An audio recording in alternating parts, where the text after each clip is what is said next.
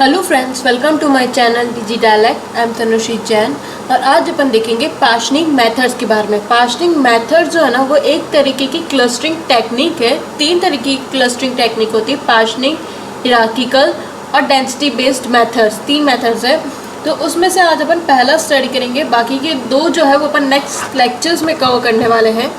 इस टॉपिक के अंदर अपन देखेंगे इसका इंट्रोडक्शन कि क्या होता है, दैन के मीन्स सेंट्रॉइड बेस्ड टेक्निक देखेंगे, इसकी एल्गोरिथम देखेंगे एंड देन इसके एल्गोरिथम के बाद अपन देखेंगे choosing appropriate number of clusters कैसे होता है, एल्बो मेथड क्या होता है, चूजिंग द इनिशियल सेंट्रॉइड क्या होता है एंड रिकम्प्यूटिंग क्लस्टर सेंट्रॉइड देखेंगे। तो चलिए अब इस टॉपिक को डिटेल में स्टडी करते हैं।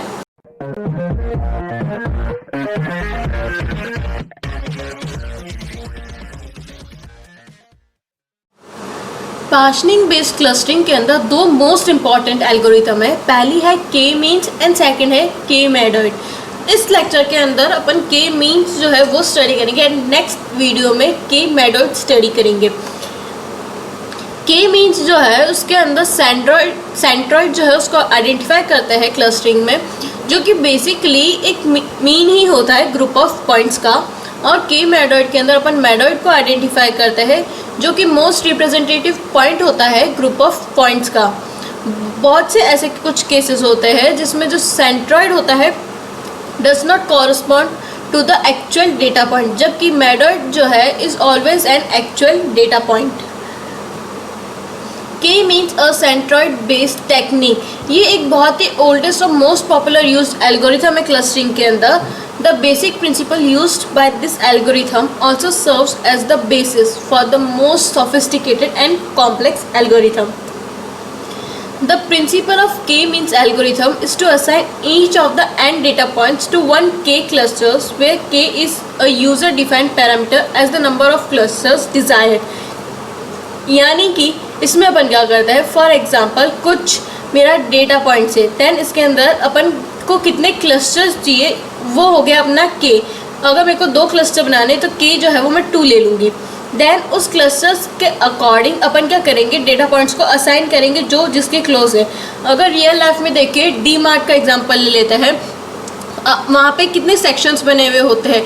शैम्पू या सोप प्रोडक्ट्स का अलग सेक्शन होता है, देन क्लोथिंग का अलग होता है, मिल्क प्रोडक्ट्स का अलग सेक्शन होता है, इलेक्ट्रॉनिक्स का अलग। तो ऐसे कुछ सेक्शंस बने हुए होते हैं वहाँ पे। तो वैसे ही अपन क्या करेंगे, जो पॉइंट जिससे रिलेटेड है, यानी अगर अपन क्लोथिंग का सेक्शन है, क्लोथिंग को अपन एक क्लस्टर मान लेते हैं। फिर क्लोथिंग से रिलेटेड अगर शर्ट एक डेटा पॉइंट है तो उसको क्या करूँगी, मैं क्लोथिंग वाले क्लस्टर में डालूंगी।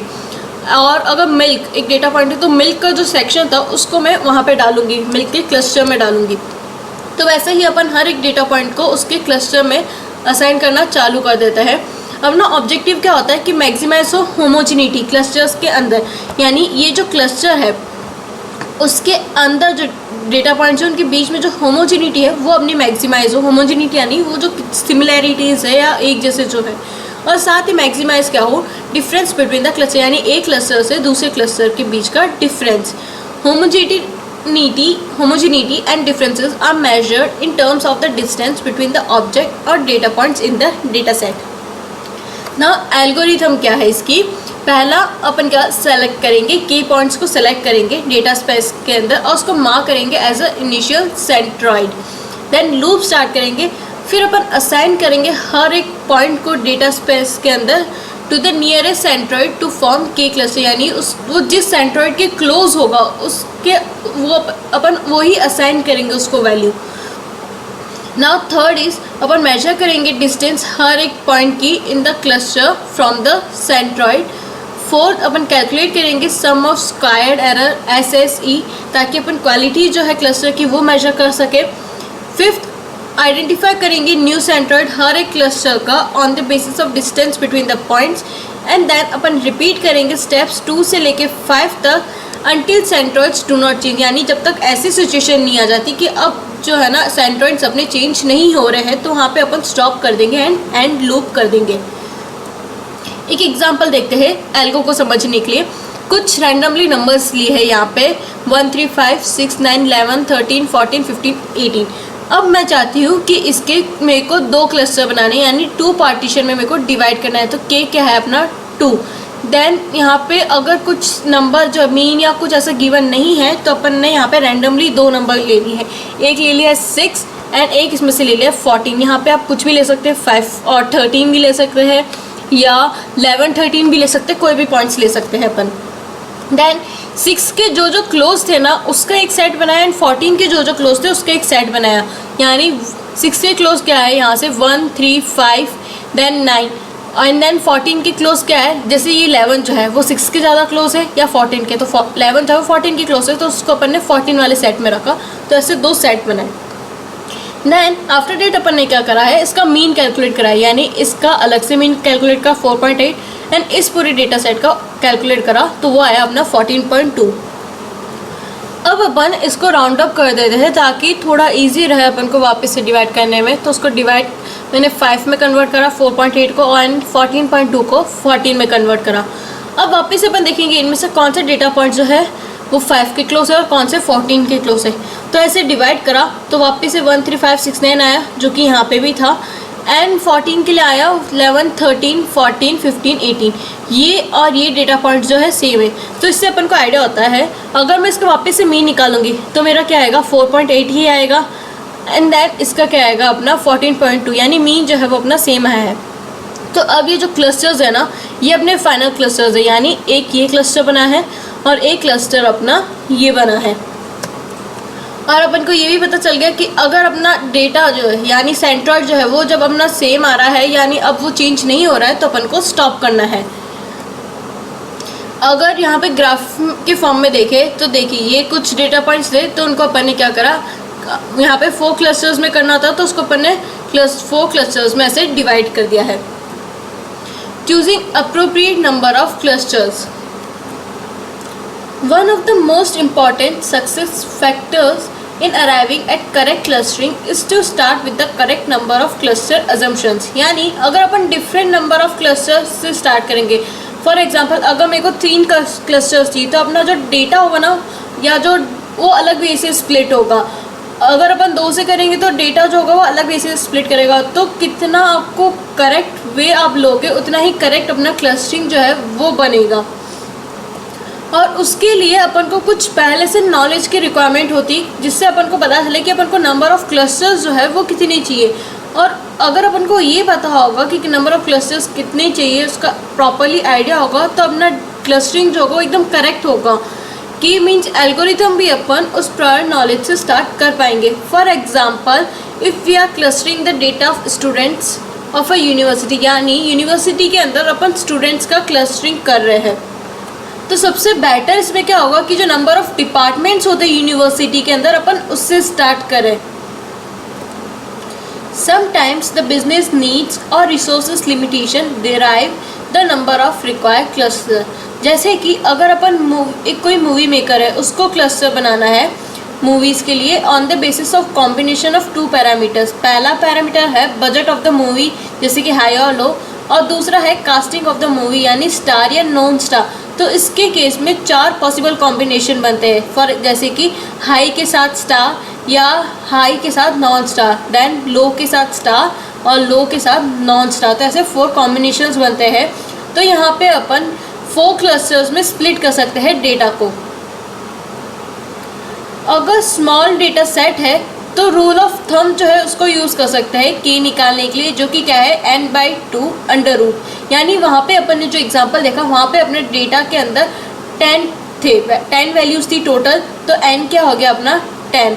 अब मेरे को के निकालना है तो वो कैसे निकलेगा 10/2 यानी कि 5 एंड देन 5 का रूट, तो 2 पॉइंट समथिंग अपना आएगा आउटपुट। तो यानी के कितना हो सकता है 2, और अपन ने वहाँ पे 2 ही लिया था, which means that k is the square root of n/2 for a data set of n example।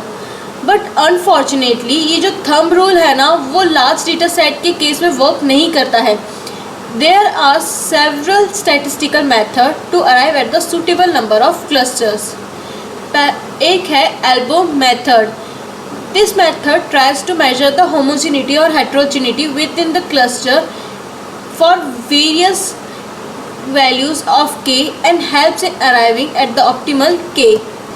यानी एल्बो मेथड से अपन क्लस्टर के अंदर होमोजिनिटी और हेट्रोजिनिटी है उसको मेजर कर सकते हैं और साथ ही जो ऑप्टिमल के है अपन को वो भी मिलने में हेल्प करता है।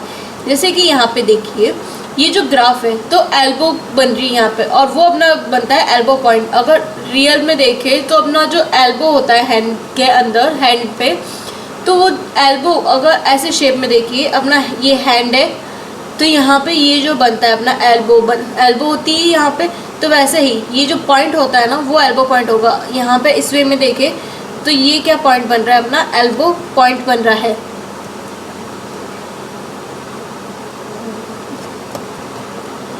तो जो पॉइंट है ना अपना एल्बो पॉइंट हुआ एंड द के value at that point produces the optimal clustering performance, यानी उस पॉइंट पे जो अपनी के की वैल्यू होगी वहाँ से अपन को एक प्रॉपर क्लस्टरिंग जो होगा वो मिलेगा।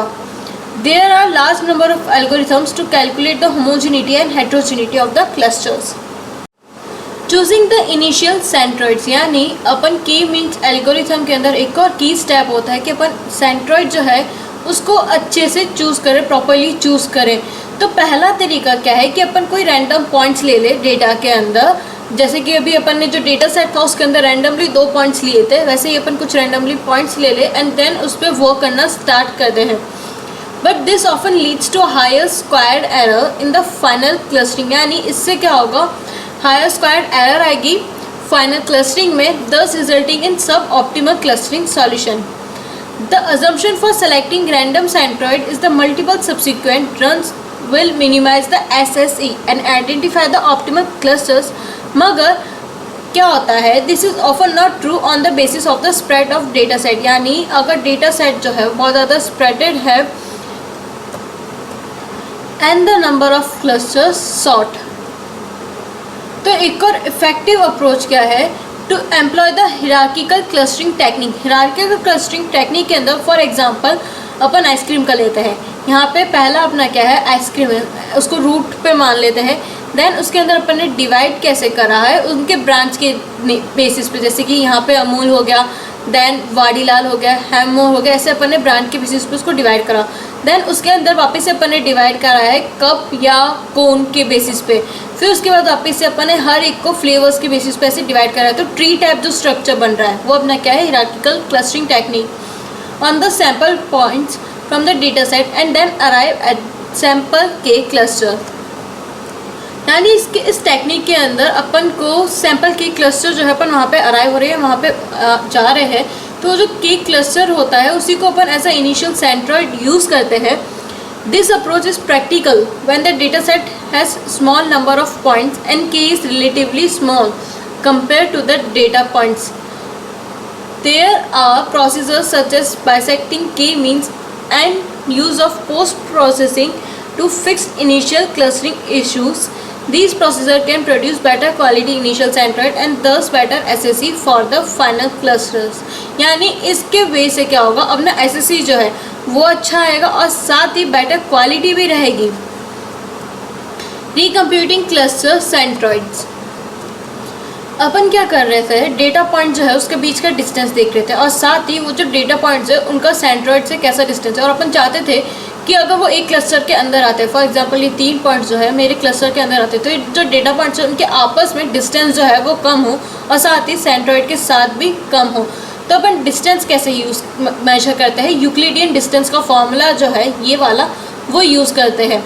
Using this function the distance between the example data and the nearest centroid and the objective is calculated to minimize this distance. यानी अपन का ऑब्जेक्टिव क्या है कि इनके बीच का जो डिस्टेंस है ना वो कम हो।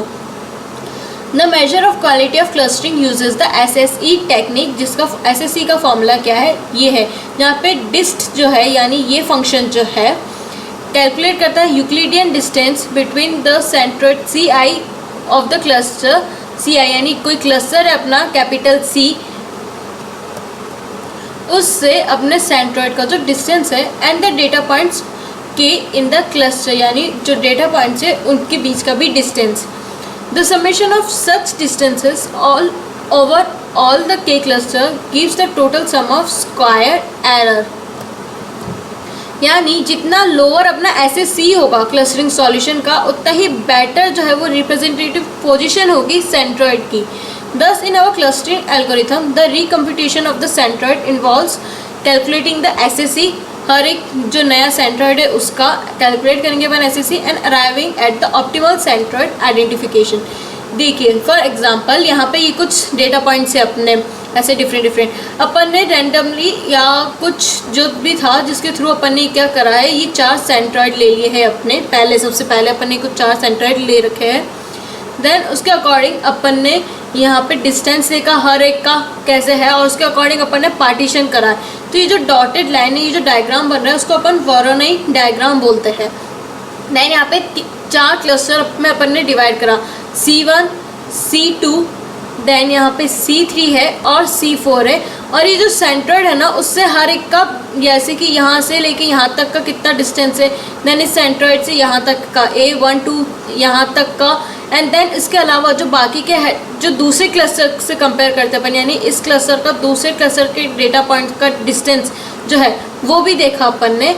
एंड देन वापस से क्या हुआ, अपन ने एक नया सेंट्रॉइड लिया है क्योंकि यहाँ पे क्या हो रहा था, अपन ने जैसे कि प्रीवियस जो एग्जांपल देखा था, अपन क्या करते हैं वापस से जो अपना वैल्यूज़ आती है उससे अपन क्या करते हैं मीन कैलकुलेट करते हैं, देन उसके अकॉर्डिंग उसके पास के जो डेटा पॉइंट्स है वो वापस से लेते हैं। तो सिमिलरली अपन ने यहाँ पे क्या करा, वापस से करा है स्टेप जो था और वापस से जो नया सेंट्रॉइड लिया है उसके अकॉर्डिंग अपन ने वापस से डिस्टेंस देखा। तो यहाँ पे देखना पहले ये जो सेंटर था वो कहाँ पे ये डिवाइड यहाँ पे हो रही थी लाइन, एंड देन यहाँ पे थोड़ी सी ये शिफ्ट हो गई है, move from the cluster C1, यानी यहाँ पे जो पॉइंट था वो अपना थोड़ा सा शिफ्ट हो गया। और साथ ही ये जो 2 पॉइंट्स आ रहे हैं ना, 2-3 पॉइंट्स, वो देखिए पहले लाइन के इस साइड आ रहे थे एंड देन अब क्या हुआ, ये लाइन के थोड़ा सा इस तरफ आ गए।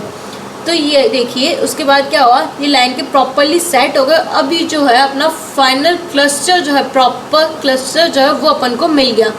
थैंक यू फ्रेंड्स इस कंसेप्ट के रिगार्डिंग। अगर कोई भी डाउट है तो कमेंट में मेंशन करना। वीडियो अच्छा लगा तो लाइक करें, शेयर करें वीडियो को और सब्सक्राइब करें मेरे चैनल को, ताकि मैं जब भी नेक्स्ट वीडियो अपलोड करूँ आपको नोटिफिकेशंस मिल जाए। और इस वीडियो का जो PPT का लिंक है वो डिस्क्रिप्शन में गिवन है। Thank you.